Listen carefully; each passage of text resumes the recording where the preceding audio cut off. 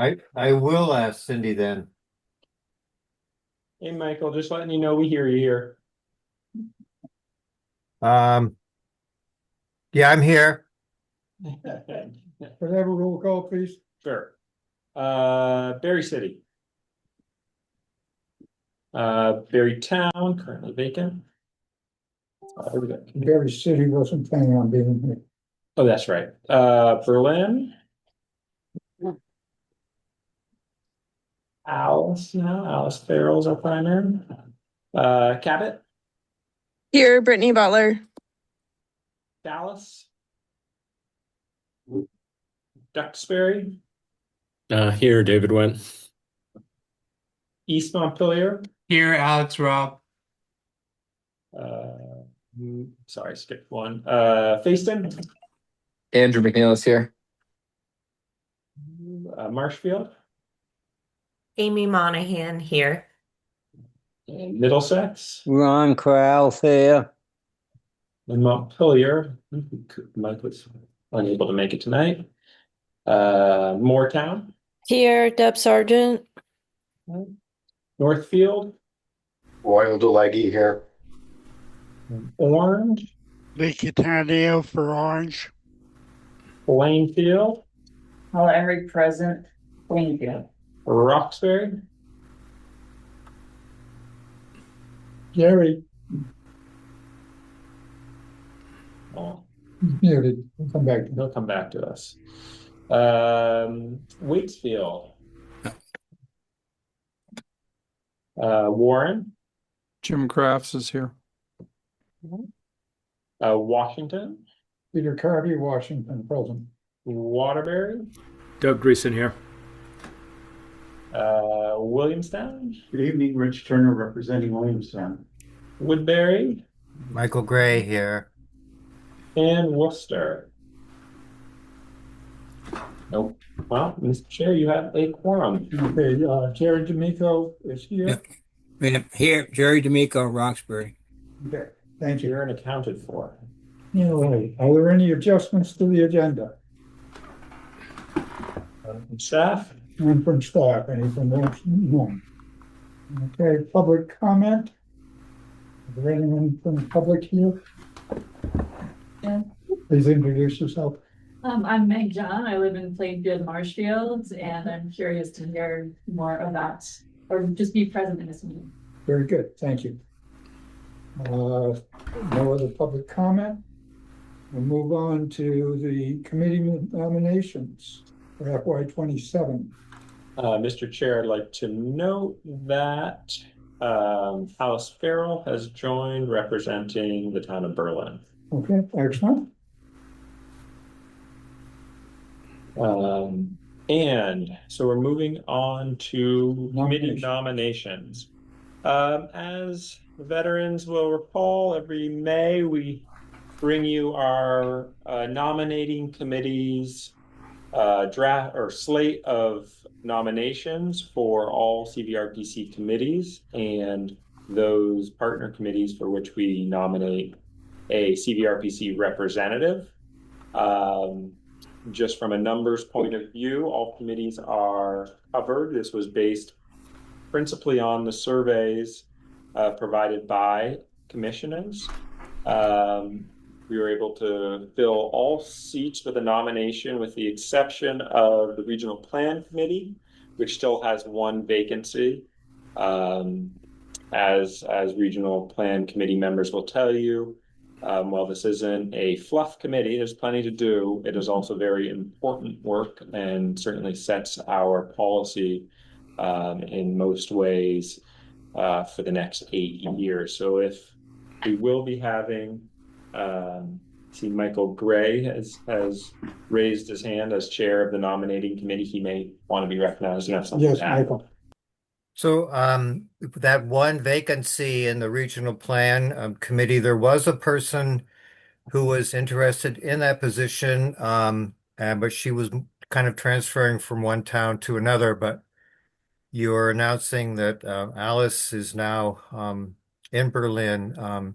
She was the person that was interested. I'm not sure if she still is or not. So we will be opening the floor to nominations. So if Okay. there's anyone else who might not have got their name in, but who would like to be considered for this, some indication for your colleague, your peers on the commission, I'm sure they'd be excited to fill that seat.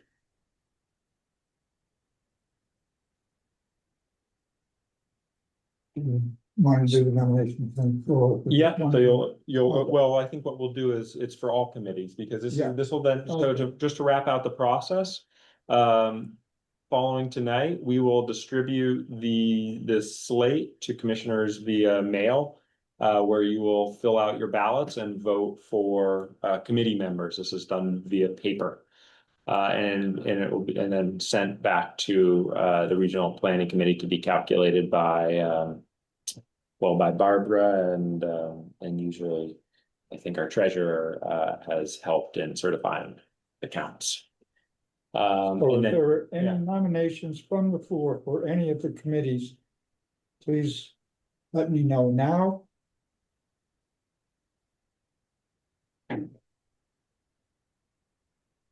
Hearing none from the floor. And this is an action item, isn't it? Well,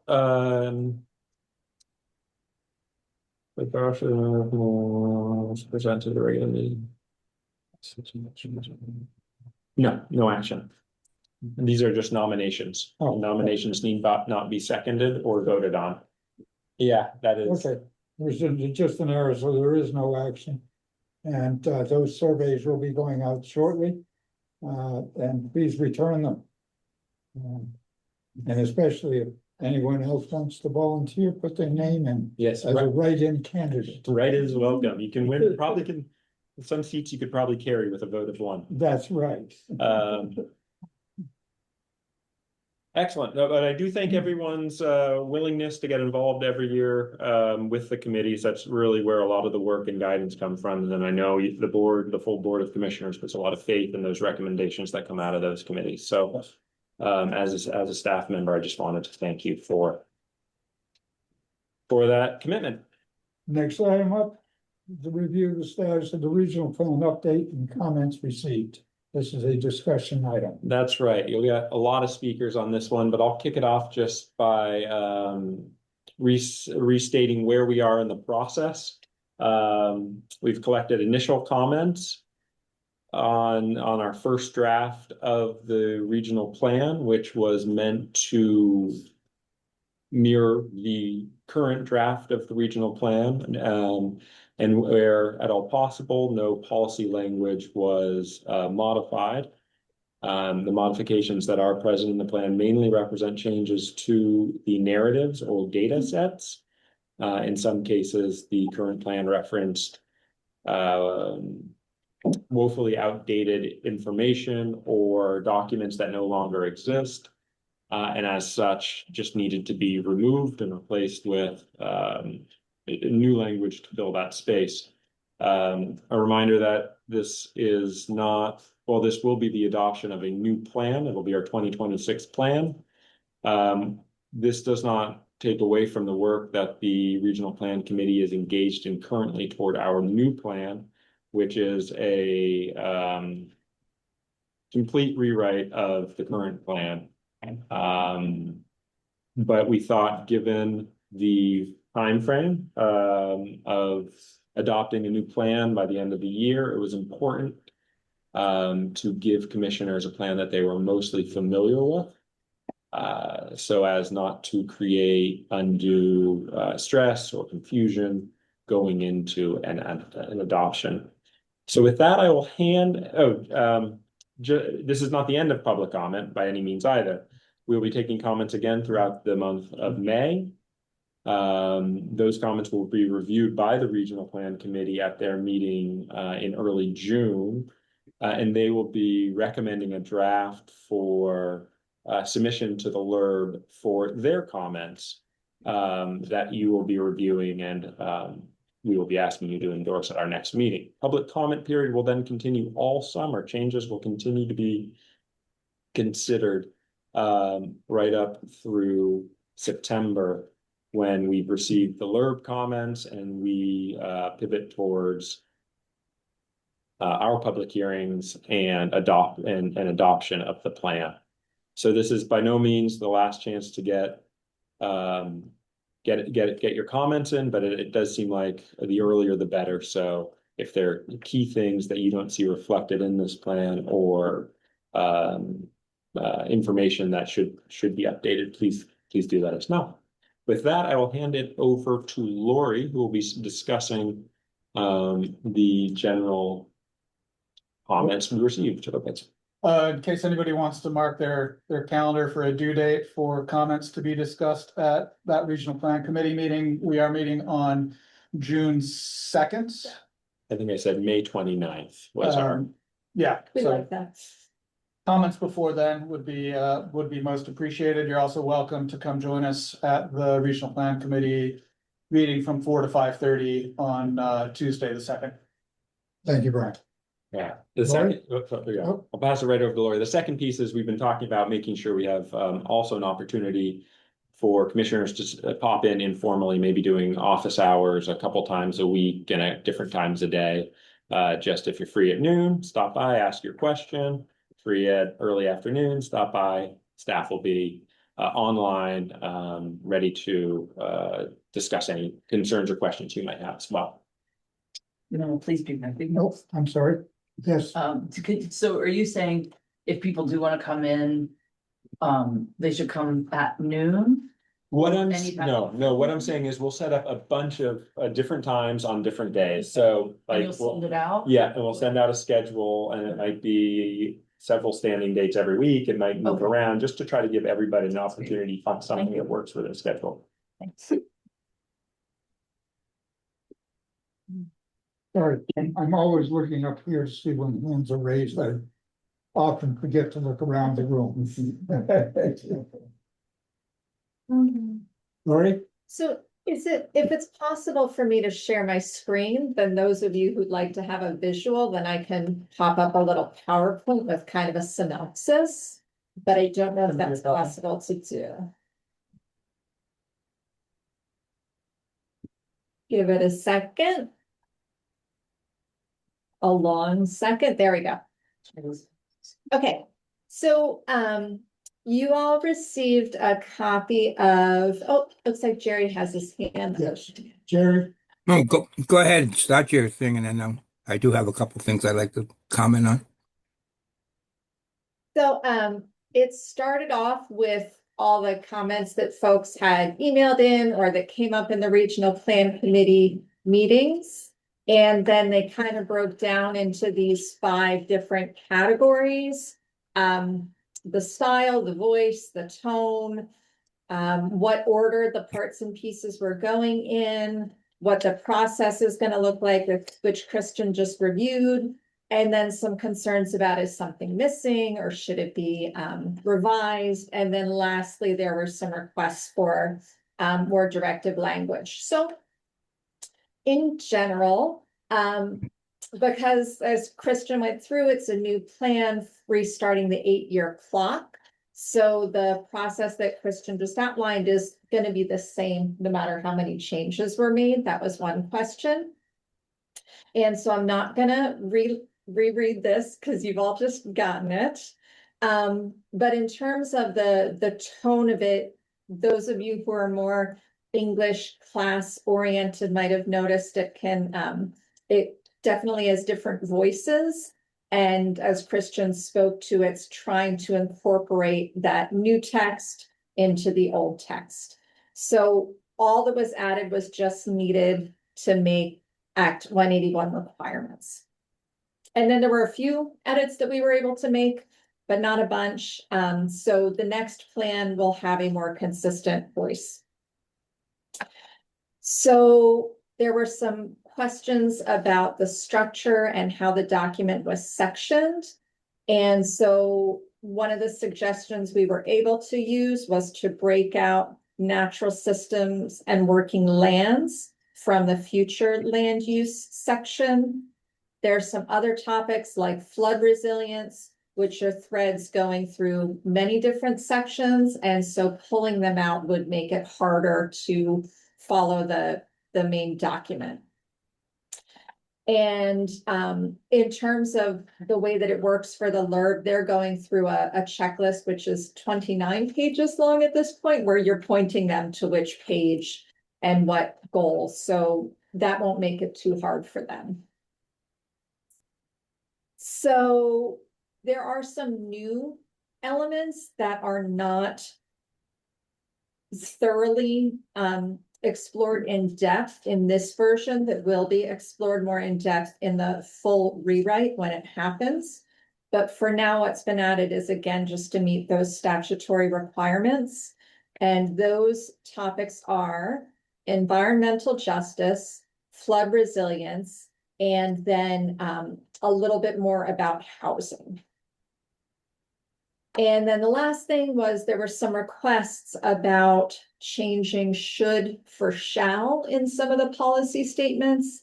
And so those were, the request of staff was, if there are edits that are desired to create more mandatory language, then flag those for us and we can put together information for the rest of the board to be able to review and decide your agreement with. So that's the scoop. And there was a document in the packet with this document, basically. I think that it's sharing now. Give it a second. So this one is all of the comments, and then you can kind of see staff responses to it, and then how it was resolved. So that is all there.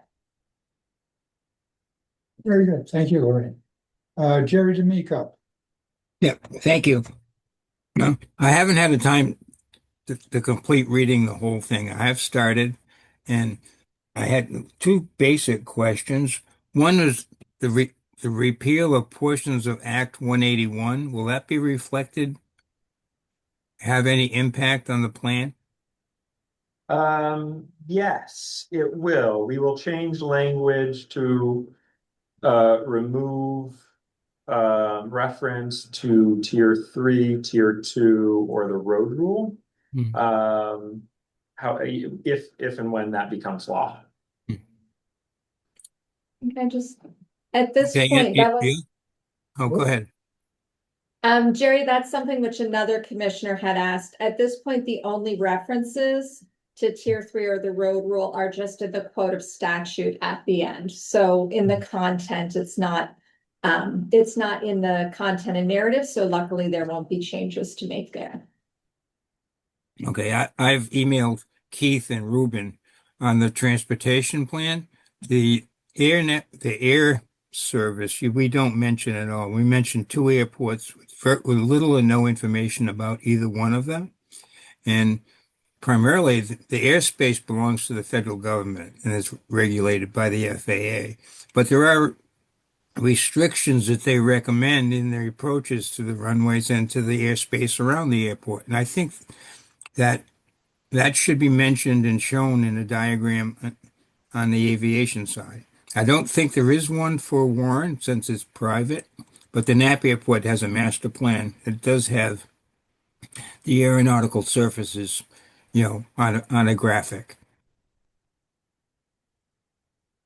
Thank you, And Jerry. this becomes important in an Act 250 hearing, and any time there is any impact on potentially on the airport or the airspace.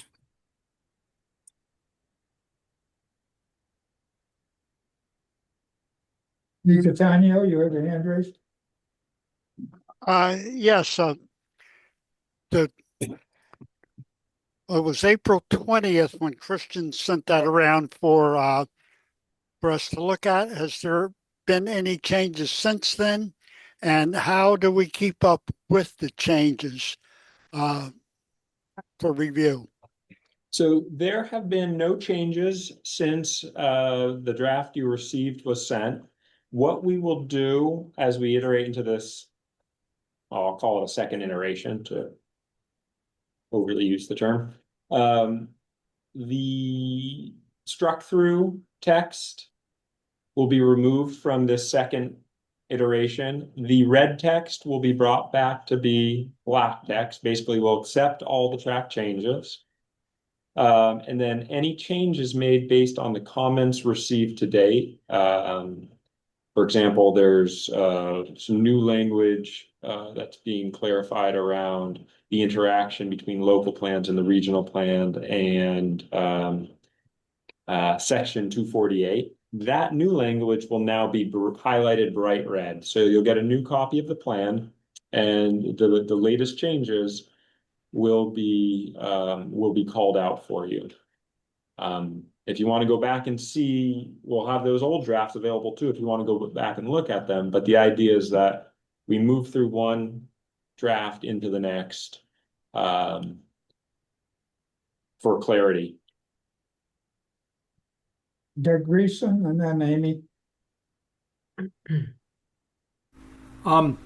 Where are we on making the links live in the memo that provide the housing targets and the access to the future land use map? We can make those live tonight, or at least tomorrow morning. There's two links on I the. didn't look at the packet, sorry. No, there's two links on the website. Page one for the map, which you'll be showing in a second, and the second for housing targets. So we'll just load it. We'll have to load it up tomorrow morning because we have a table we'll be showing you tonight for the housing targets. Okay. Yeah. Thank you. Amy Monahan, you had your hand raised? Yeah, I actually was going to ask the exact same question that Doug just asked. Excellent. We will give you the exact same answer. Hopefully. Right, hopefully. Any other comments from commissioners?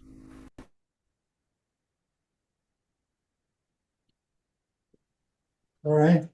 So Jerry, if you can drop that into an email for me. I understood part of the aviation speak from a long time ago, but in terms of the airspace and surfaces, if you can drop that into an email, I will put that into the comments and we'll follow up. I took notes also. Great, It came thanks. up in for a solar project that was proximate to an airspace. And I think Keith and Ruben, it sounds like, might have some written documentation that they should share with you. Any further comments from the commissioners? Actually, I have a comment or a question. Yes, sir. If we have people, I'm on the planning commission East Montpelier, and curious if we, after the land use maps go live, if we have people in town who have questions or comments about those maps, who's the best person to refer them to? Is it the regional planning commission, or is it something you think that the town planning commission should address first? Well, certainly if the town planning commission wants to submit comments, that would be great and show a certain level of weight to those comments and vetting. But those comments can be submitted. My comments could go to Brian directly, but I was going to say they can also be Brian or Lori, I would say. Either of them. I think I've been putting Lori in most of the memos. Also, you'll be able to comment directly on the map itself, which might be the easiest way for your constituents, Alex, to jump in and make a comment if it's location specific. Okay, great. That's a good feature. The other thing to note, and I'll show the map here in just a second, but the other thing to note is that we're also happy to come back out to a planning commission or select board meeting. Ideally, if there are a critical mass of folks in town interested, it could be a single meeting. So we don't have to go to a planning commission meeting and a select board meeting for East Montpelier, for example. But we're happy to arrange a time that works for you all to come out and have a little bit of a more of a one-on-one session to talk about specifics related to the municipality of interest. Okay, thank you. Further comment?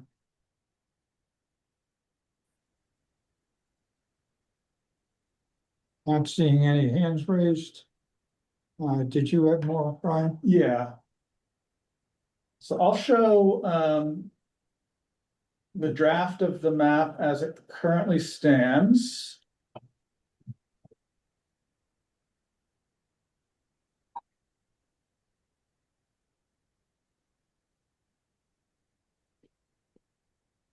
So we will put this link up on the website wherever it is that Doug noticed an empty link, a link container.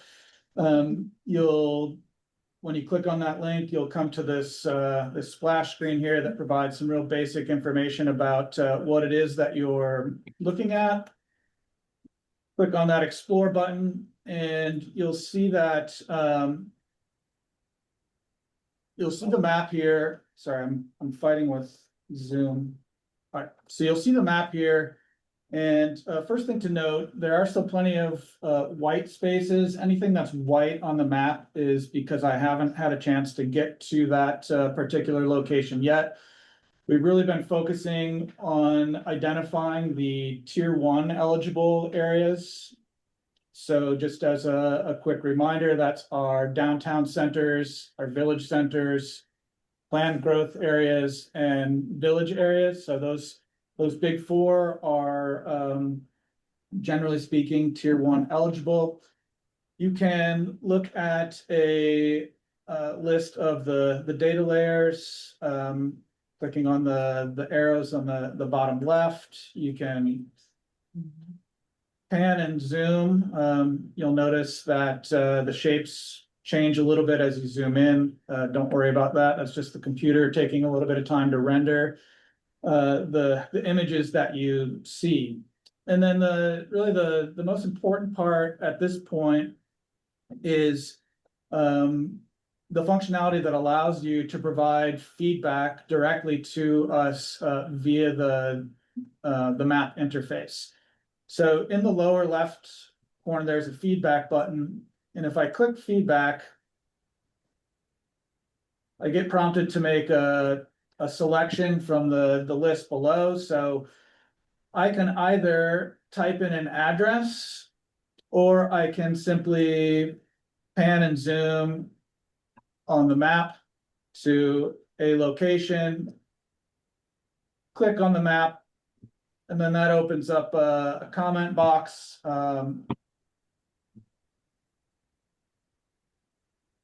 And you can type your land use love letters in here to staff and then click submit. And you should get a note at the top that says that your comment was successfully submitted. It's got links to my email and Nikki's email. We'll be changing Nikki's out for Lori because Nikki's currently tasked on some other work. And if you've got more than one, comment that you would like to make, you just keep clicking the feedback button, navigating to the location that you want to comment on, and supplying your feedback that way. For folks that maybe aren't as interested in working with an interactive map, as Christian mentioned, we'll have some office hours. You're also welcome to just reach out to me directly and we can find a time to look at the map. Once all the white space has been filled in, I'd also be happy to print out large format copies that you can hang in your municipal office or bring to a select board meeting or planning commission meeting, etc. So the viewer is intentionally really simple. There's only a couple buttons to click, not trying to recreate the A&R Atlas with 400 data layers and some really hidden web menus. But again, if you need a little help getting a jump start, feel free to reach out to me. We can set up a quick call and I can walk you through in a bit more detail what you might encounter along the way. I probably said this at the beginning, but I don't remember if I did, but I've really been focused on those tier 1 eligible areas. So again, don't let yourself get bogged down in the the white spaces, all the empty parcels here. I'll be working on populating that information. Hopefully by the beginning of next week. The comments will remain for the lifespan of this website, but as I make updates to the data, and in particular filling in the white spaces, I'll upload a new version of the data, but not changing the boundaries of any of the existing things until after the regional plan committee meeting in early June, when we've had a chance to digest all of the feedback that folks have provided. So I'll stop there, and I'd be happy to answer any questions that you have. Just one quick question, and that would be, when do you anticipate the whites being filled in? Hopefully early next week. Okay, great. So the tier 1 eligible areas are quite tedious. Really working through on a parcel by parcel basis. The areas that are not tier 1 eligible, for the most part, are one of the 3 rural classes: rural general, rural ag and forestry, and rural conservation. And there's just not quite as much material to make decisions about which way we should classify a particular location. So that I expect to go a lot faster. And mostly what you see for the white spaces in here are large parcels that, are parcels that will either fall into the rural ag and forestry or the rural general classification. Doug Greason, you have your hand raised. How will we let town planning commissions and select boards know that this map is ready for people to look at and provide comment through this portal? I mean, we're certainly gonna do some outreach to those bodies, Doug, but I can't claim that our emails are always read. So as a commissioner, it would also be really helpful to us if you can get the word out to your select board and planning commission, conservation commission, if you have it, for folks that are using Front Porch Forum, putting out a message on Front Porch Forum. We'd be happy to draft stock language that you could just post on your town's Front Porch Forum to hopefully drive a little bit more traffic in our direction. Sure, but the overview that you just gave is really helpful. I'm not going to give as good a description of this process to the planning commission as you just gave to us. Are you doing an email to those groups or something which sort of says what you said just now? I mean, yes. And I can tell the people to look for that email. No, we'll hit it in a couple different, in addition to what Brian laid out of sort of really trying to draw in the broader public. We will definitely hit our email list. We have a planning commission email list. We have a select board email list. We have our town planners, town administrators email list. Then we also have our weekly or bi-weekly newsletter, which will give updates as well. Perfect. So we'll probably do a press release once we have all the white filled in as well, to really cast a wide net. Sounds good. Thank you.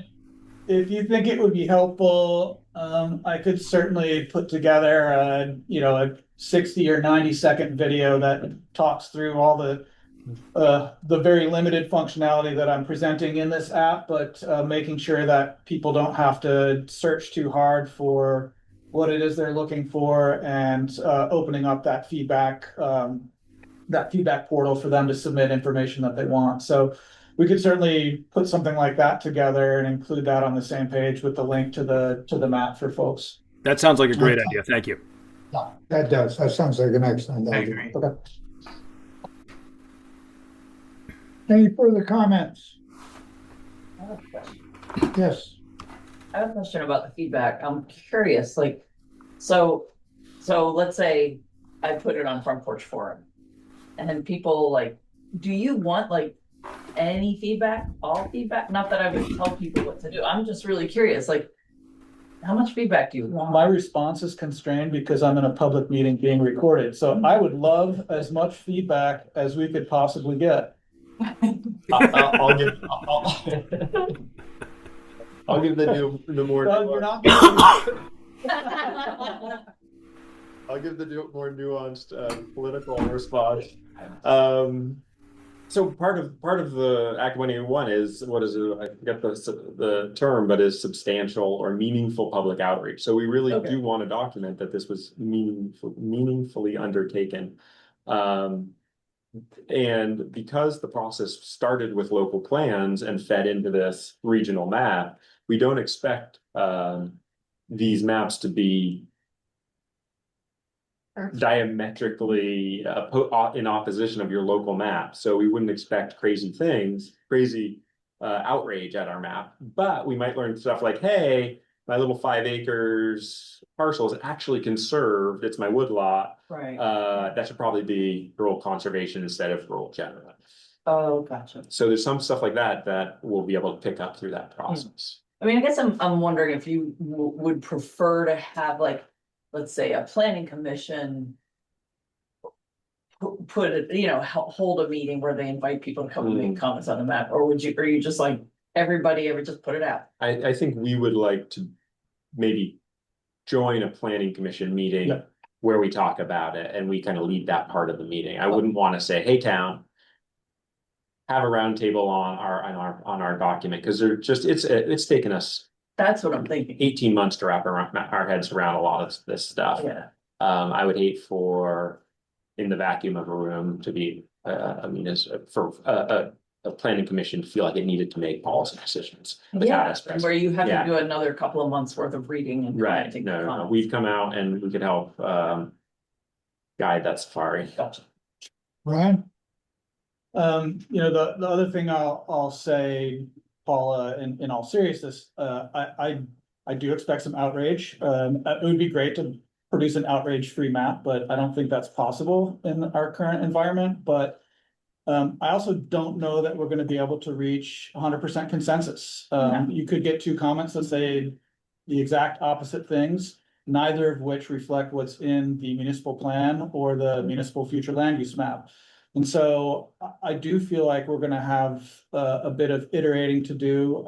I foresee needing to reach back out to either municipal staff or planning commission, select board folks when there are judgment calls to be made. But I also expect that some people are just going to be opposed to the word conservation, and they're going to say this parcel shouldn't be conserved. Well, I don't want to be the bearer of good, bad news, but the Vermont Land Trust owns a 100% stake in the easement for that property. That property is conserved. And there's not really a whole lot of flexibility in the methodology for us to turn that parcel into something else. So, yeah, I mean, I've been through a public process before. You take the good and the bad, and hopefully the good outweighs the bad, or at least the thoughtful. Yeah.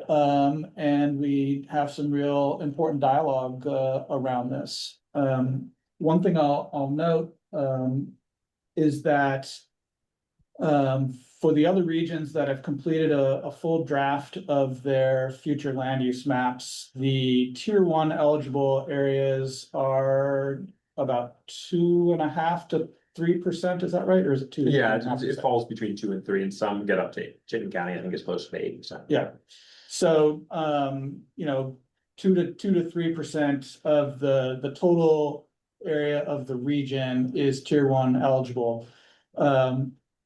I was relatively aggressive in my designation of tier 1 eligible areas, again, based on content from the municipalities.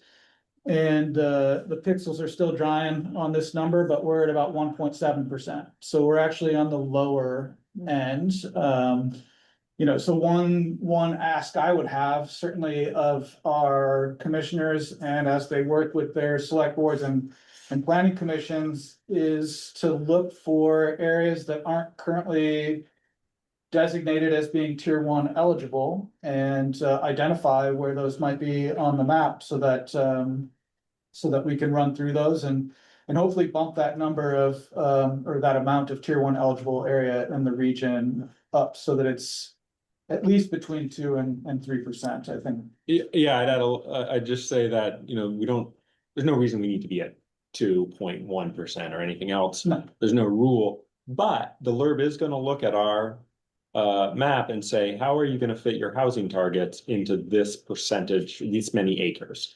And as we're going to show you in a second, some of the housing targets, based on what was assigned to the region, it's a lot of housing targets to fit in 1.7% of our land area. So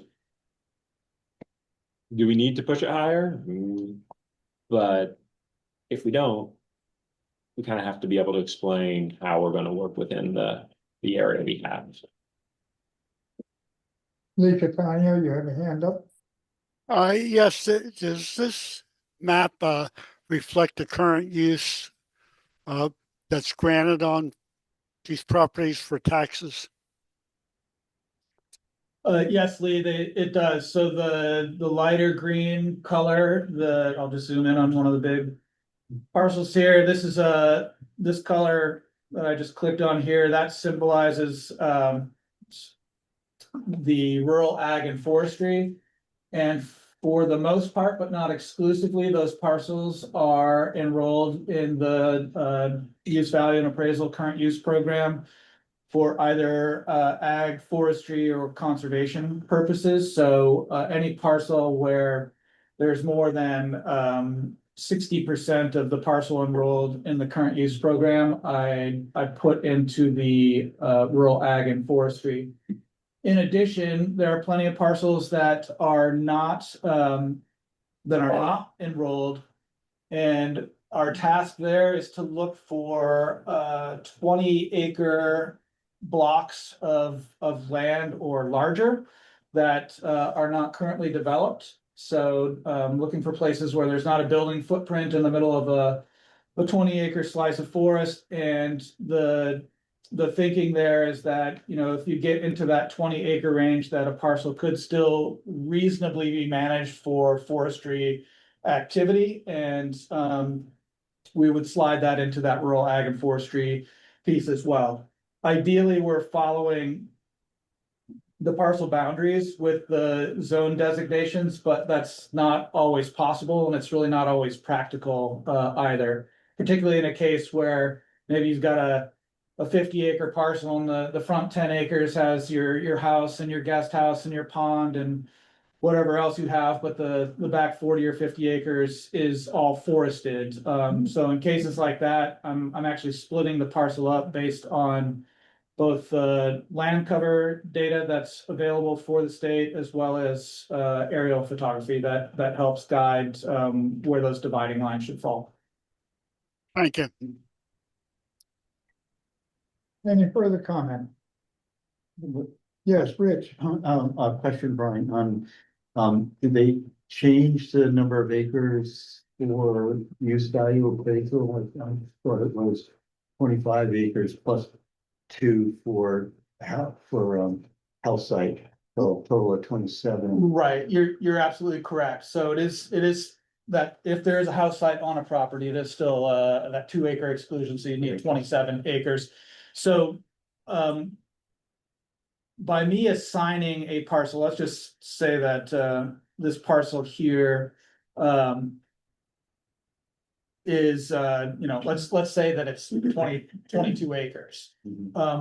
If 20 acres of it is forested, I would assign that in the rural ag and forestry land use class, but that doesn't have any bearing on whether or not they're enrolled or not enrolled in the current use. They're sort of independent of one another. Okay. I use the current use data as the first pass on these large parcels to identify those that easily fit into that rural ag and forestry class.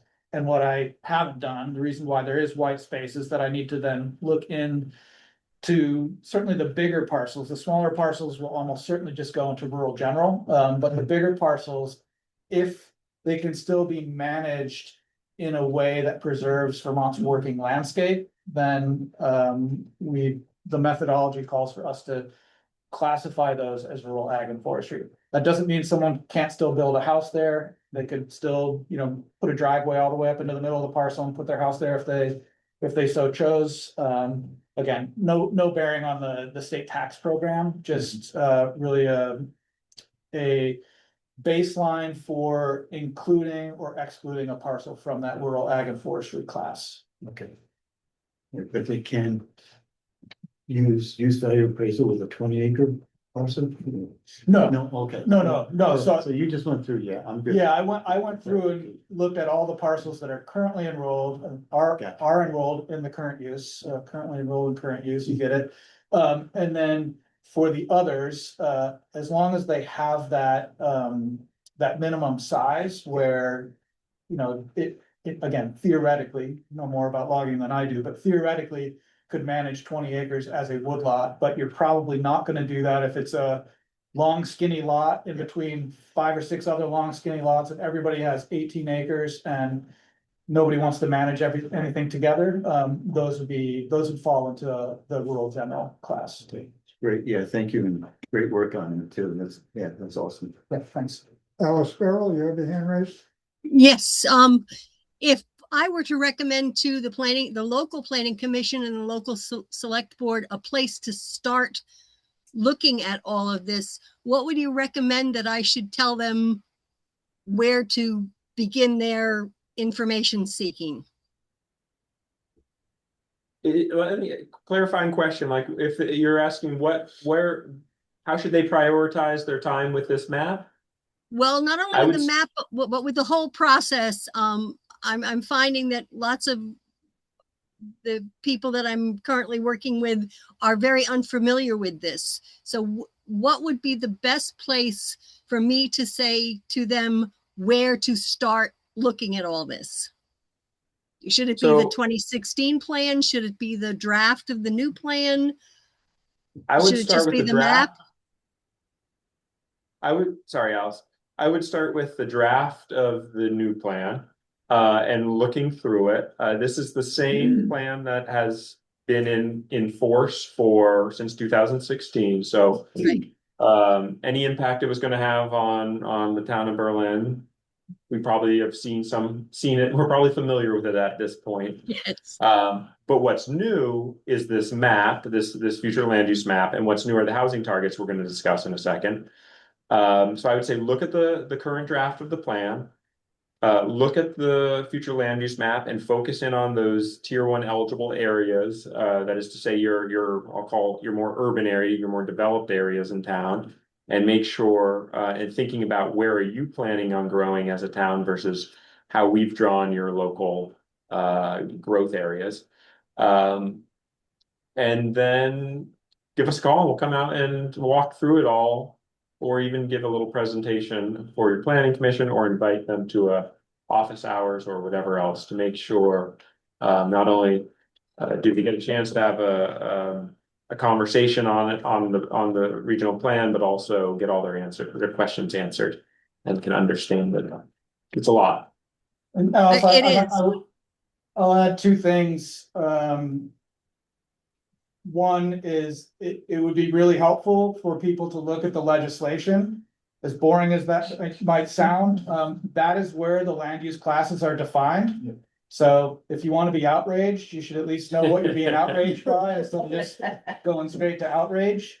And then the other thing, and we can include a link to the legislation on the website easily. And then the other piece is the Vermont Association of Planning and Development Agencies was tasked by the legislature to develop a methodology to actually create these maps so that all the regional planning commissions are essentially following the same playbook in the development of the maps. And we can make that document available as well. And that's helpful, particularly for people that know or have worked with other data in Vermont, because it points to the data sets that we use to inform the designation of the individual land use classes. Okay. We shall march on. Thank you, Alice. Further comment? We have a little bit more. We want to just introduce the housing targets. The housing targets are, I don't know what a better word than target is. They're not goals. I'd call them sort of meters by which to measure progress, perhaps. That's a little clumsy. There is no enforcement mechanism that the Regional Planning Commission has to force any town to build up to these targets. I think where they're going to come into play is in our municipal plan review process, and it's not to say, well, how has any of our towns how close are they to achieving our target? Because that's the point here, is to achieve the target. It's not the way I think we'll approach it. I think the way they're meant to be approached is how is a municipality thinking about new housing? Is it doing a housing assessment to understand their needs? It's not going to be all hinged off one number. But I think that's a critical piece, and I think we have some better language that I'd certainly want to share with everybody again, as they maybe are in these conversations with peers on their local planning commission or select board members, just assuage the feeling that these targets are going to be used as a cudgel to force new large developments in our municipalities.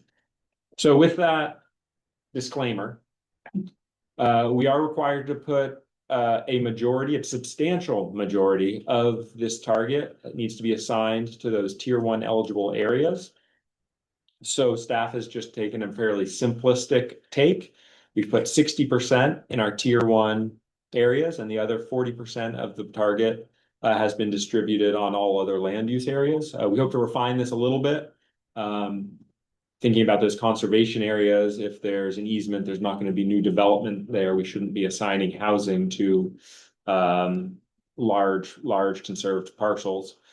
So we will be tweaking it around the edges. The other areas, enterprise areas, which should be focused on new business development and not residential, at least as they're defined in statute. So we'd like to, again, tweak these, how these numbers are calculated a little bit as we go forward, but it'll be on the margins. So just keep in mind, it's about 60% were assigned to the tier 1 eligible land use areas, and the other 40% were assigned to all other uses. Who am I handing it off to? I will share my. Who wants it? Hot potato. That's the potato. I only received math outrage, not housing target outrage. In some ways, these are the more. So I made a pretty slide. I want you all to see it. As Brian said, these are the 4 colors that you were looking at in the map. And based on 60% going to those 4 colors, here's how it breaks out. And I'm going to zoom it as much as I can.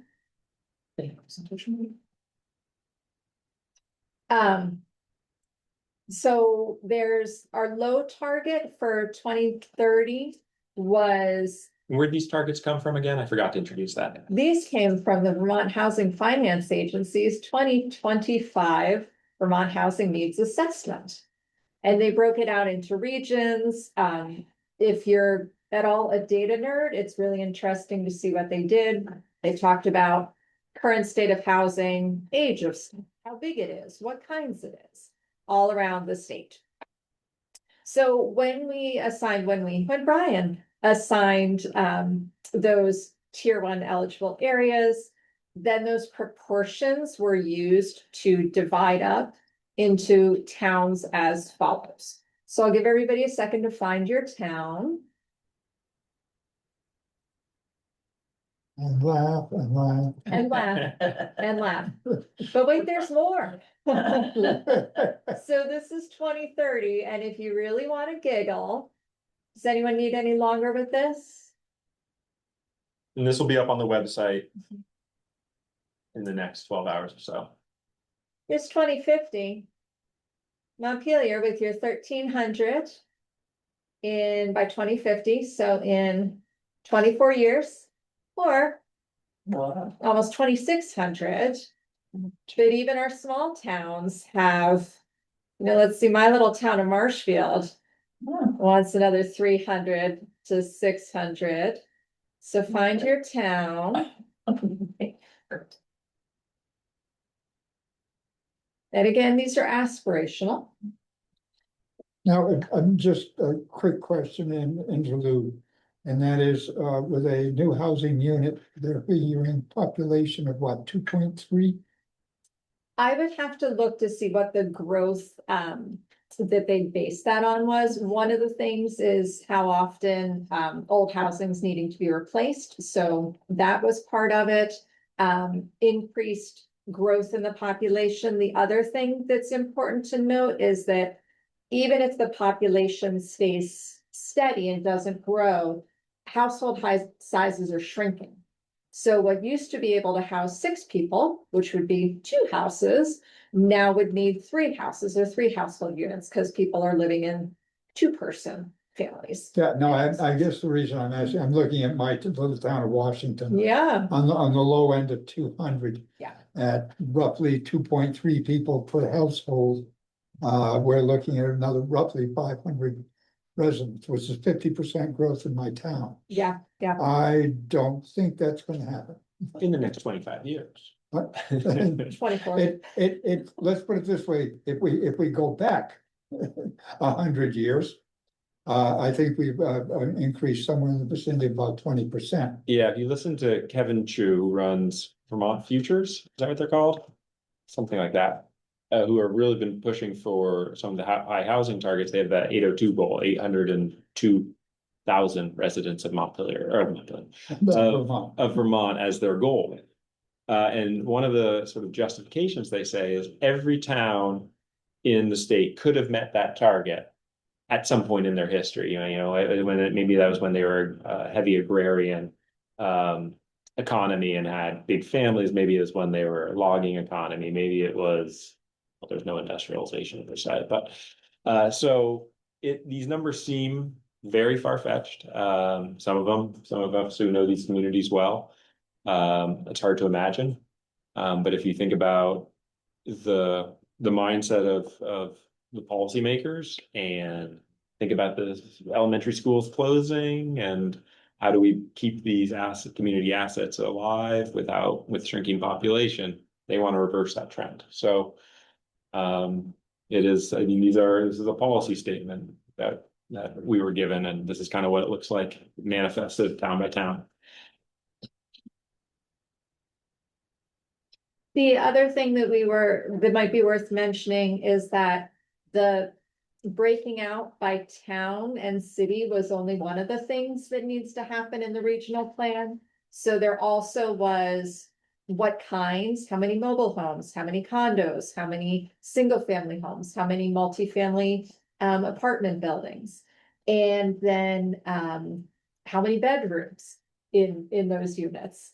And then the last bit was affordability, and that is already in the draft plan that you all received. So what we did was we took how much it costs to rent a place or to buy a place throughout the general region, and then we matched that up with how many folks in the community are kind of making enough money for that. And so you can see how that broke out into the number of rentals that are very affordable, the number of home buying opportunities which are affordable, and there's also a blurb in there about where those affordability numbers come from. So you can really nerd out with this if you would like to. We're happy to join you. Lee Catania has a comment. I would like to, looking at this, a lot of these towns don't have utility infrastructure to support this type of development. And maybe in the distribution, you should be considering not just how much vacant land there is or that type of thing, but what's the capacity of the existing or proposed utilities, what could be expanded?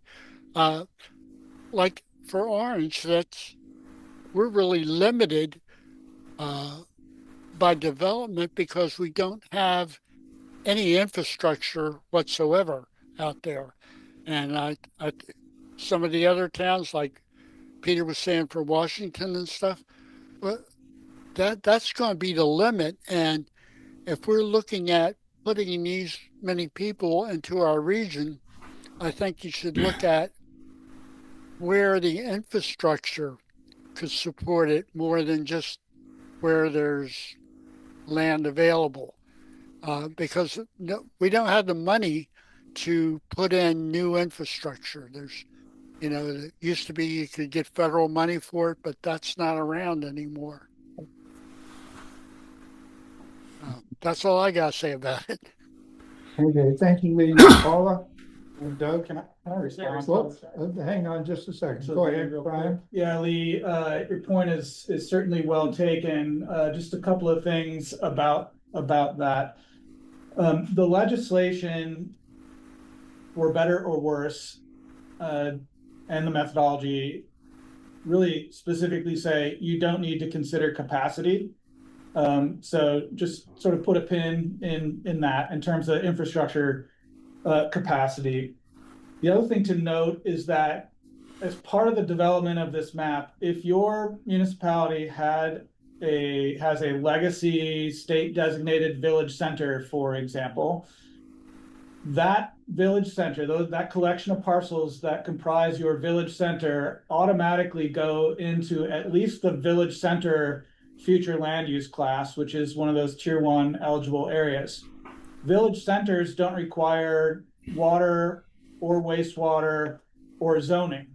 Some of the other big four, like the village area, does require, one of the above: water, wastewater, or suitable soils, for example. So, that's just one response to your comment. The other piece, and the reason why I believe that the legislature decided not to look at capacity is because the data simply doesn't exist.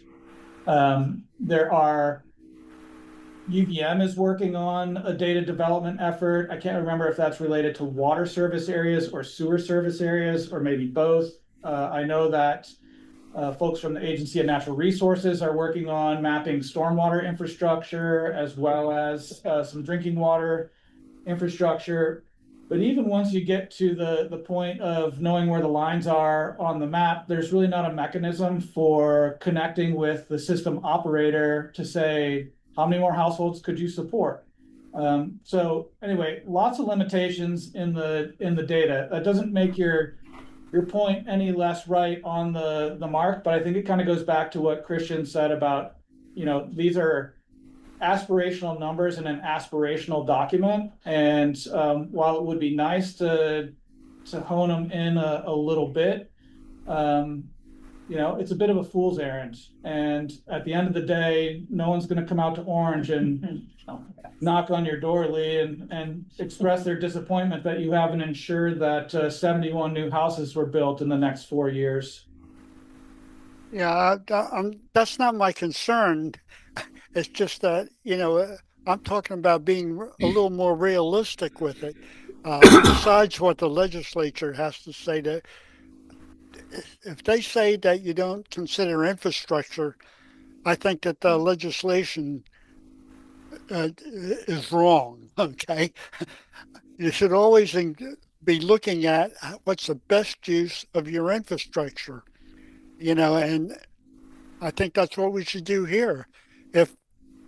For example, if Barry City has the capacity to take more than 260 people because of their infrastructure, put it in there. Don't try to put it out into, out into Washington or Orange or Roxbury or places that don't have the infrastructure. That's all I'm saying. It just doesn't. To me, it isn't realistic. I'm sorry. Thank you, Lee. Paula. Sam, Go ahead. Go ahead, Sam. I'm just really going to quickly ask it, is that 60-40 percentage split? That would shift. That would make a similar shift. So we could add variables. The 60-40 was simplistic. we could put 20 in downtown areas, 10 in village centers, 10 in village areas, and another 30 in planned growth areas, right? Like we could break it down to try to be more granular. Absolutely. So I think Lee's point is taken.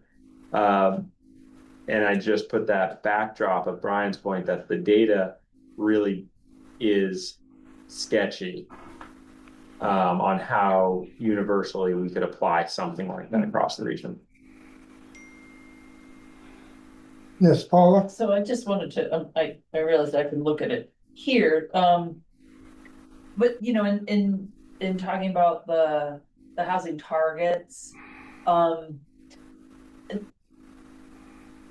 you kind of mentioned it, I just need clarification. So is it specifically new, like in addition to what exists? It's not like, oh, this building used to have 4 apartments in it, or 4 families in it, now it only has 1, let's count it as 4. So which way is that? Do you want me to? Certainly. So in one direction it would work. So your apartment building has 4 and you're adding 1 more, it's 5. We would count +1. Okay. So it's anything new, any new ADU, any new breaking up house spaces inside of a building so that now there are 2 separate units. And in that, sorry, I didn't want y'all to have to stare at the little tiny screen there, but in those numbers, this number already accounts for houses falling down, burning down, getting raised, put a mobile out back, all that. So in that 171, some number of that Berry City 171 is to replace something which was removed from Berry housing stock and that got put in. Yeah, it recognizes about 0.5% annual destruction of housing units. Okay. And it recognizes that like a building could be duplexed. Yeah, and that would count. That would count as a okay. And so an existing building. Not that we're counting, but yes, that would yes. count. Not that we're counting, we're counting. Or is there like a registry? Okay, I have lots of comments. I have Doug, then Jerry, then James. Doug Greason?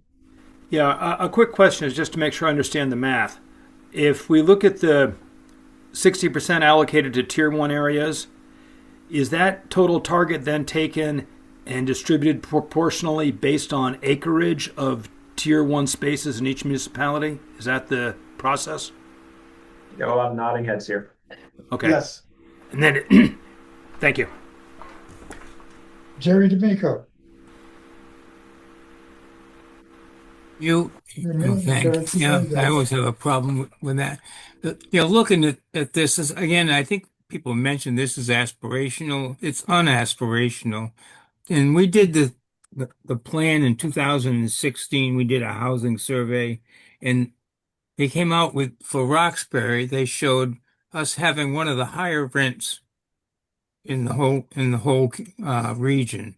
I went about figuring out that it's a relatively easy task here in Roxbury. There were probably 40 rental units, and I asked the landlords what they were getting, and they were half of what the number was in the plan.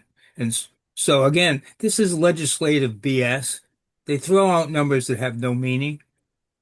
And the fact to build 86 units in the next 4 years in Roxbury, we've never built 22 units in any single year, ever mind 4 years in a row to meet this target. So I guess, you can put whatever we want in there, but has absolutely no meaning. I mean, it's because no planning commission is going to say, geez, how are we going to recruit more carpenters to build more houses?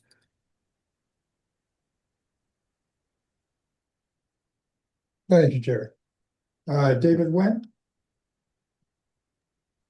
Yeah, thanks. I was wondering, when you say some of these numbers are to replace lost housing stock, it would actually be useful to see how much of that there is per town.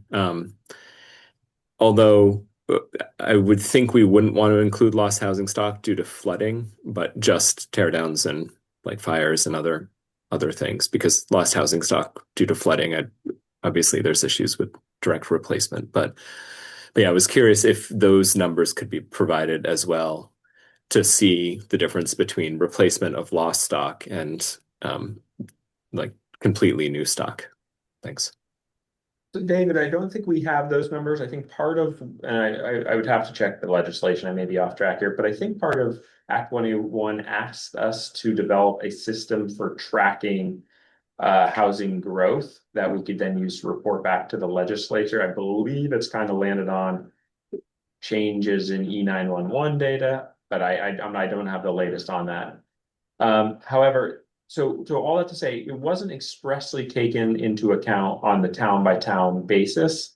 And I mean, maybe it's the kind of thing. So one thing we've been talking about is really contacting every town every year to try to get an idea of how many building permits were issued, et cetera. I don't know if condemnations or something similar might be possible.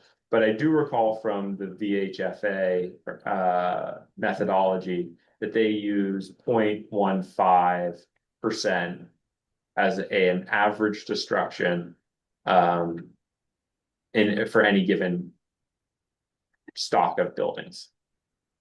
Until it rains. Right. And it's good to track that too. It's good to track that too. We saw in Montpelier 3 buildings go off, get destroyed in a year. And I think that's part of the conversation too. James Croft? Yeah, all this discussion is very interesting, but what I realize, or what I'm seeing, that nobody cares. It's nothing that takes into account what the actual public wants for housing.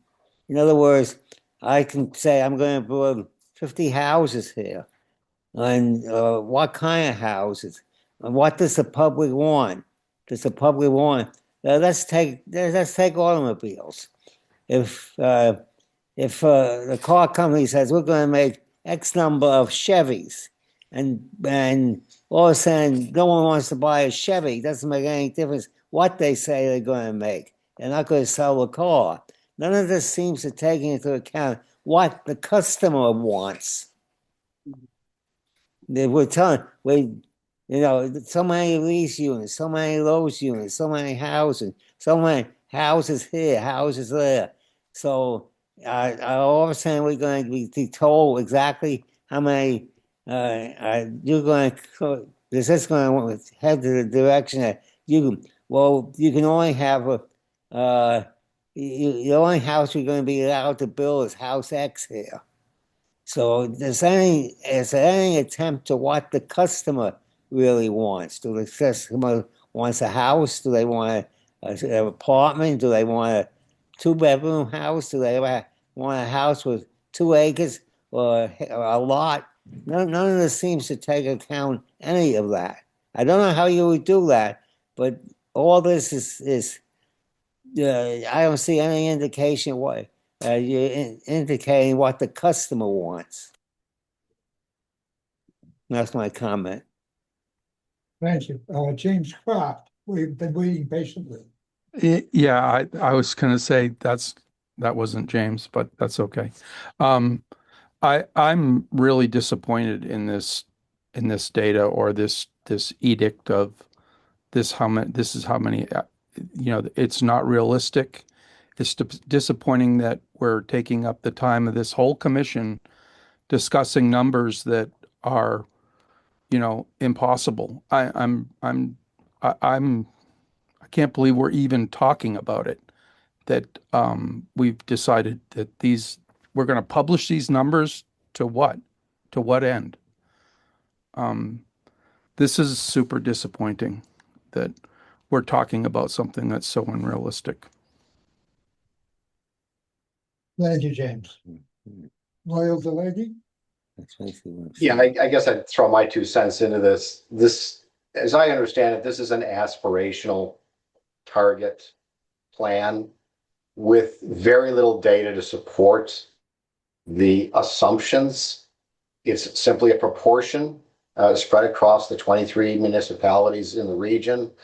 And frankly, this is not how it's going to happen in reality. Some towns will grow much faster proportionally than others, because what we're looking at, and you're talking to somebody who spent 21 years in Utah until I retired back here to Vermont, where I was preaching there that, you know, we're going to hit a threshold, which is coming quickly, I think, where people are going to be moving out in very large numbers from that part of the country. Where are they going? And I think there's a realization here in Vermont that this is one of the places they're going to be coming. So there is going to be a need for quite a bit of housing growth of all types. But to be able to predict any kind of realistic numbers or when that's going to happen or how it's going to be distributed across the municipalities is just a shot in the dark at this point. And that's all this is to me. It's a shot in the dark. Thank you, Roy. Alice Farrell? In creating all of this data, is there a concomitant economic development or economic study to show what the relationship is? Because to afford housing, people have to have jobs. And is there something along those lines that can back this up, that we would need 182 houses in Berlin with the current job opportunities that we have? Or will there be job growth? Will there be industries or further mercantiles moving in? I'm just concerned that this is all being done in isolation. No, there is no direct linking of an economic study. This is Peter. Overall, from the comments I've been hearing from the board and the explanations I've been hearing from staff, what we have is a breakdown of lack of data. And there's no question in that, we don't have the data to back up any numbers that are coming out of the legislature, as you mentioned, Brian.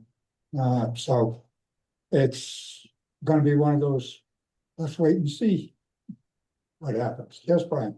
Yeah, I'll just say two things about this. One, the study that these numbers came out of were essentially a statistical model. And if you don't know already, all models are wrong. Some models are more wrong than others. It doesn't help when the model, the overarching model itself is really attempting to drive a pro-growth agenda, which is why I think we end up with the numbers being as large as they are. Now, that said, the numbers you're looking at in this table are really a simple 60-40 split, 60% going into those tier 1 eligible areas, 40% going into everything else. As Christian mentioned, we can add other variables into our own equation to maybe make it less offensive and aspire to be aspirational. But developing a consensus around who decides on which towns get the most development seems like a long conversation and loud conversation. And a loud potentially conversation. And I understand people's frustrations with putting numbers that are completely unrealistic in a document and essentially hanging our hat on that. Somebody else asked, why are we doing this? This table is not going to solve a housing crisis, but this table is going to check a box when the Land Use Review Board reviews our plan. And then we don't ever have to talk about the table again, but we can engage in conversations about how we can facilitate development in areas that we want development, how we can actually recognize something like the ecological carrying capacity, which I guarantee you was never considered as part of this. So as bad as it might seem that we didn't think about infrastructure capacity, we're also not thinking about any of the other things that actually help sustain our quality of life, and so on. So, you know, if the board would like us to tinker a bit more with the equation to bring some numbers down in the Washingtons and Oranges and raise some numbers up in the Berry cities and Montpeliers, we can certainly do that. But you know, as someone who's been spending way more time than I ever thought that I would on developing an outrage meter for a map, please don't ask us to spend a ton of time on this, because at the end of the day, I still don't think you're going to care for it, and it's still not going to make a difference. Yeah, that headline number of 2,500 to 3,800 doesn't change no matter what we do at the town by town level. I'm just gonna change the slide. Okay. We're going up for the 50. This is the data, this is what we currently have. This one's maybe a little bit easier to, Go to presentation mode. yeah, I'm See the just, whole thing. where does that live? The bottom. Down bottom. Oops. Go ahead. Thanks for the zoom. Thanks, Brian. Okay, so there you go. It takes a sec. So this is what we currently have. You can see what's empty. That's a little bit squishy because that can include seasonal, also called STR, also camps. Then there's owner occupied and renter occupied. So your blue is squishy, but here's what you actually have to begin with. Sorry for interrupting, Peter. I just thought I'd give everybody some facts to chew. Thank you, it's helpful. Yeah. More data that's gonna make a little more confusing to everyone. Alex, Rob, you have your hand up. Thank you. Yeah, sorry, I actually have a question about the previous slide. So, you know, East Montpelier is a mix of tier 1 and tier 2. And but we don't have any wastewater in our town. So to me, I'm just curious. So we have 173 low, and a town like Waterbury has 122, Berry 171. Is that because we have a large amount of tier 1 acreage relative to the total amount in that, you know, why, I guess, you know, have you released the tier 1 component and the tier 2 component that makes up these numbers? Is that available? The map, as we viewed it tonight, does have all those tier 1 eligible areas mapped now. But if I think you're asking for a table, maybe that just, you know, shows the acreage. Is that right, Alex? I just think I might get a question, you know, why is East Montpelier have a higher housing target than Berry, when Berry has, you know, infrastructure to the end of the day and we have no wastewater. So, and the same with Waterbury. Waterbury seems to me a place that you would want to build more houses than in East Montpelier, especially 50 more houses. So that's just the question I'm expecting, and I'm curious if there's data or why East Montpelier is high, and if it's because we have large amount of tier 1 acreage that's undeveloped. That's just my question.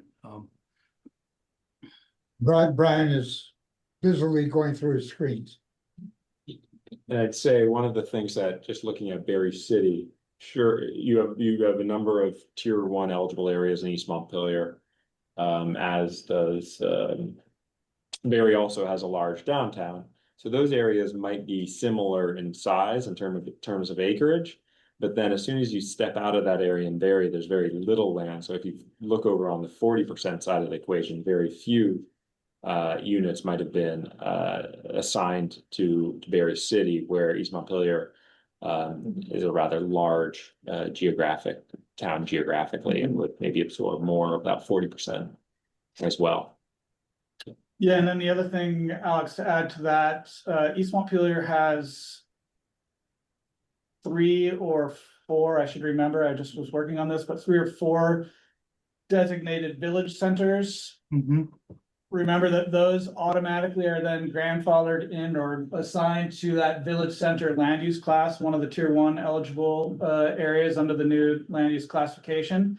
And for each of those village centers, there's also then the possibility to look at the surrounding land and to classify that where reasonable as a village area, and the distinction is fairly minor there, but the important piece is that you've got multiple village centers, each of which is then ringed by a village area, bringing your total acreage in that tier 1 eligible area up to just a bit more than what Berry City has within its confines. Okay, thank you.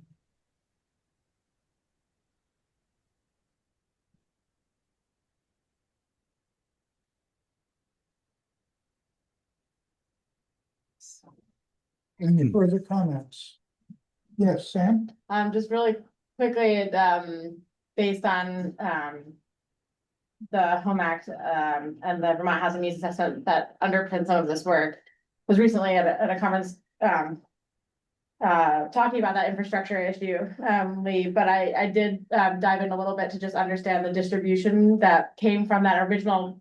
Obviously, it was again edited after 181, so the numbers aren't gonna match exactly, but that original, work, I think at like a 6% replacement, that might have gone down, but a 9% to address homelessness, like over 10% to normalize vacancy rates, and I think it was around 40% to meet pre-pandemic demand. So about over 60% of those numbers there is sort of a baseline there, if you will. And so that might be a helpful lens to consider some of that. And then, also just on top of this, I would be remiss if I didn't just mention that we also should, perhaps could consider where is our housing resilient also. So we mentioned Berry City, we mentioned Waterbury, but we also have to think about it in the longer term. And that also can't be expressed in a table. So the intersection between the rest of our planning goals, I think, is worth noting.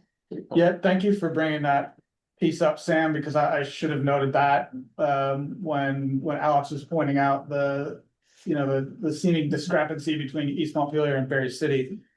Berry City, as folks know, is a fairly densely or thickly settled area, but if you start to look at the proportion of the town that is covered by a river corridor or potentially more importantly, a special flood hazard area, that cuts across a lot of the existing downtown area. So if we contrast that with Montpelier's got a river sort of along one edge of town. Berry City's river goes through the middle of town, and there's also a couple of other branches of the river that run through there with their own river corridors and special flood hazard areas as well. And so, the most responsible thing as we're crafting this map and we're looking out over a time horizon of decades is to think about where do we want to be in a decade or two. And I'm hoping that your answer is not densifying the development in river corridors. And so because a bunch of that area has been excluded in Berry, that's why at least that Berry East Montpelier example presents itself the way that it does. Now, I'll certainly look forward to talking to the city council and the planning staff in Berry to see if they're open to exploring other places for denser development that are outside of these flood hazard areas. And maybe that bumps the number up for Berry, and that of course will then cascade throughout the rest of the graph. Thanks, that's really helpful. Any further comments? Two comments in chat. I'll just pull them up quickly. Assuming we need 250 housing per residents, this is Jerry D'Amico, ignores the fact that approximately 20% of new housing is non-full-time use. The already paucity of workers, builders, the numbers are not possible. And from Jim Crafts, I think vacant housing needs better context in this chart. Agreed. We usually present that with a little more context, but wanted to share the point. Excellent. There are no further comments. my thanks to staff for all the work they put in on this. And we can move on to the next item on the agenda, code of conduct and public participation policy. Possible action. Possible action. I'll give a quick introduction just to ground folks on how we got to where we are, and then I don't know if Jerry wants to speak to any of this work as chair of this ad hoc working group. But this is an item that this Board of Commissioners tasked a working group with developing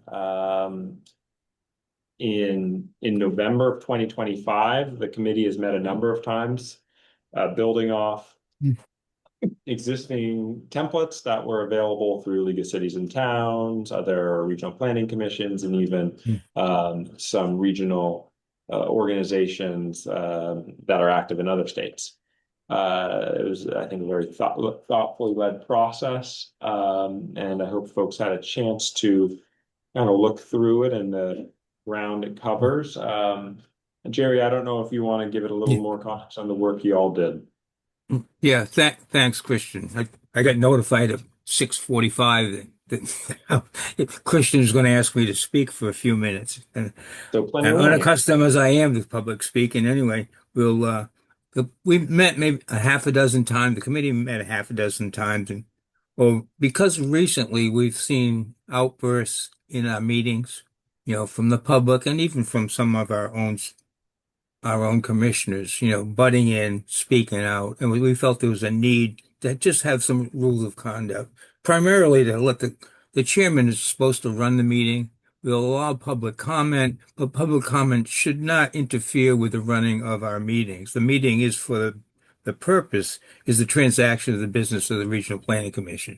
But anyway, with that, I hope everyone's had a chance to read the proposed rules, and we're open for questions. Comments from the commissioners?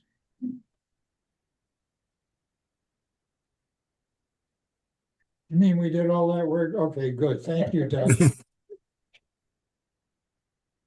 You're muted, Doug. Doug, you're muted. Yeah. This is a good job. Thank you for doing this. This is going to be really helpful. I just have one small comment. Page 15 of the package. The set of 8 or 9 bullet points there goes from participants shall do much, and then it goes to then you will do something. It all needs to be addressed at participants will do this, as opposed to you will do that.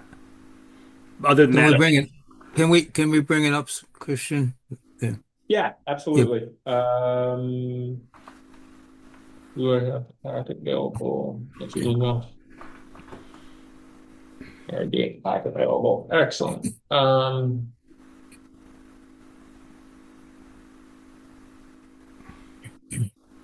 Okay, here we go. And you said page 15 of the package. Second. Now.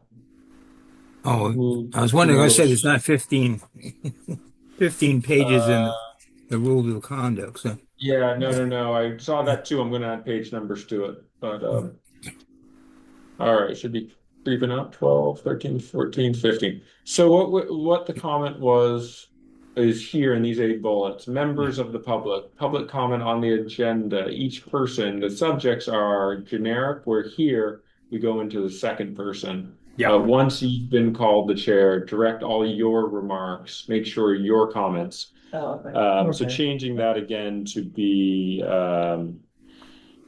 same style all the way through. I thought I'd gotten that. I missed. That's my fault. Other than that, I think it's really good.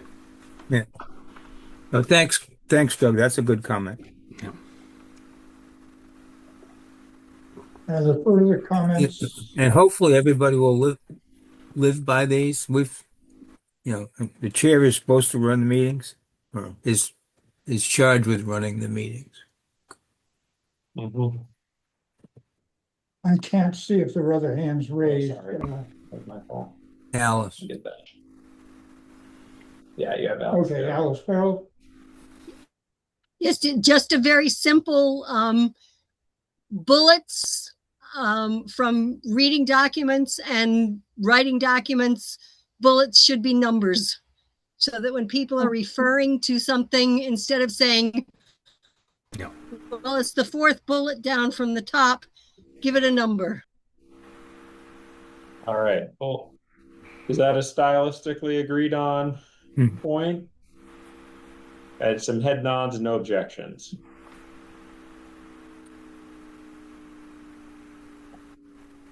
Further comment from the board? Yes. I also want to say what a thorough job y'all did. Like, I love how you're framing it as all the things you should do. And also that, the one thing that jumps out at me is that like the public has 3 minutes to speak. Like there's public comment, but it's somehow like, it's not really a public, it's not an exchange. It's like you are allowed to speak, and that doesn't mean that you're going to get a response. That is true. And also, I'm not sure if that can be said. At the whim of the chair, that number can be extended. Rather saying if it was somebody commenting, we'll say on the land use map or whatever, that might not fit in 3 minutes. Secondarily, the participants from the public and from the commission are also encouraged. If they don't feel that they got everything they wanted in, then to submit written comments, and that will be entered in the record. Further comments?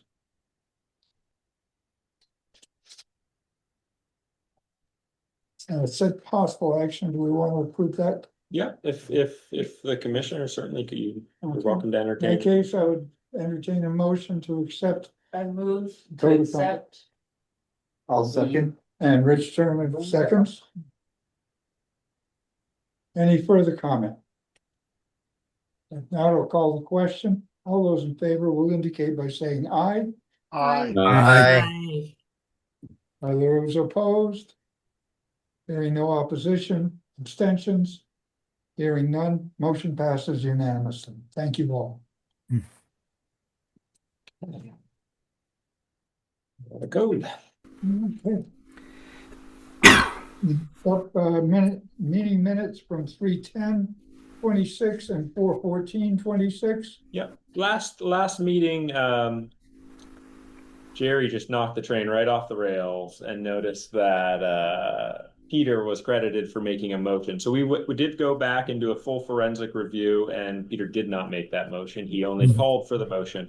So that is why we are reaccepting the 3:10 minutes and adding the 4:14 minutes.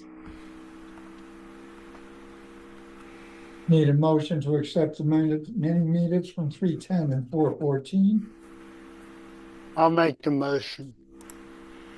He makes the motion. Doug Greason. Just a quick comment on the 414 meetings on page 3 of the meeting notes.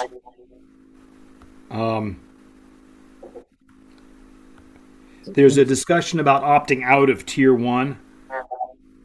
Generally, you opt into tier 1, but if that was about 2 years later, can you opt out of tier 1? That needs to be clarified. Just option for towns to opt out of tier 1. I didn't understand that. Page 2. What paragraph was that on? You said It's page 2? page 3, 1, 2, end of third paragraph. End of third paragraph. Discussion also covered towns appeal process and options. It's the opt out of tier 1.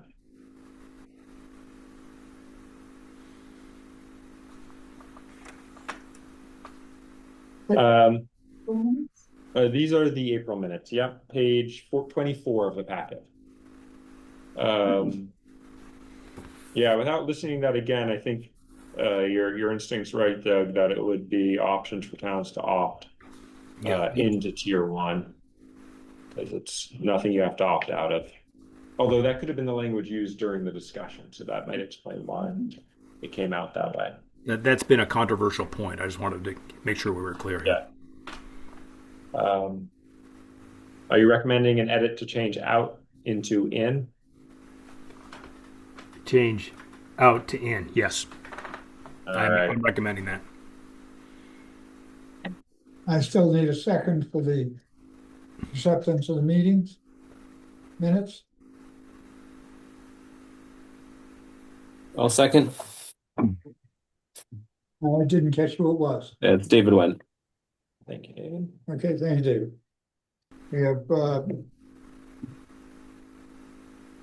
Lee Catani made the motion, David Bent seconded to accept minutes from March 10th and April 14th of 2026 as amended. I'll call the question. All those in favor of accepting the minutes will indicate by saying aye. Aye. Opposed?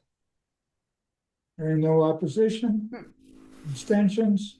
None? Hello, Christian. I Yeah, think I that hear you. because those two meetings were during my sabbatical, I think I need to abstain. If you, it is not necessary, and if you abstain, we'll have to have a roll call. Oh, okay, then I'll vote in favor. Thank you. I appreciate it greatly. No, it is not a requirement that you are here, except as long as you have read the minutes. And sometimes I have, when I in the past have missed meetings, I will go to the recording if there's a question on what the minutes has said. But, that's fine. So passes unanimously. Thank you. And next. Committee and staff. And staff reports. Yes, please. Certainly.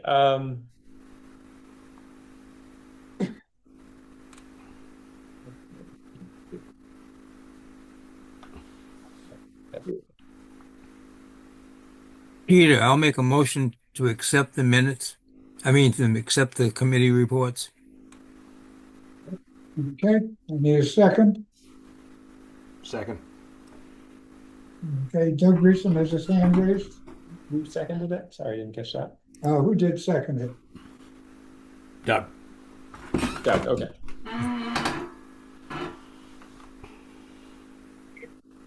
Did you have a comment as well, Doug?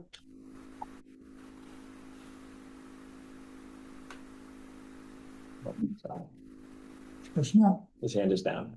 Hearing no further comments.